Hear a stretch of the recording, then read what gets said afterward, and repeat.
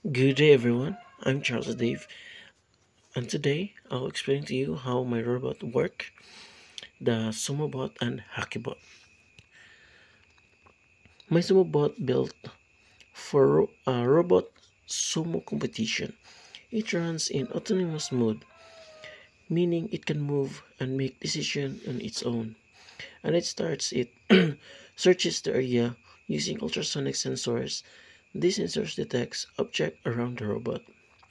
If there's no obstacle, the robot moves slowly or spin in place to find its opponent. But once it detects an object, like another robot, it boosts forward at full speed to push it out of the ring. This boost helps the sumo bot gain momentum and dominate the match.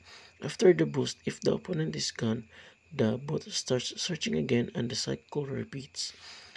It's fast, responsive, and aggressive, all controlled by logic and sensors, with no remote control needed. Now, Mayakibot is much simpler. It's fully controlled by remote. It uses two DC motors for movement and striker in front to hit a puck, just like playing air hockey. Using Bluetooth controller or mobile app, I can move the boat left, right, forward, and backward. The goal is to hit the puck and try to score or defend my side of the field. It doesn't use any sensors. Everything is manually controlled, which makes it fun and interactive just like a real player.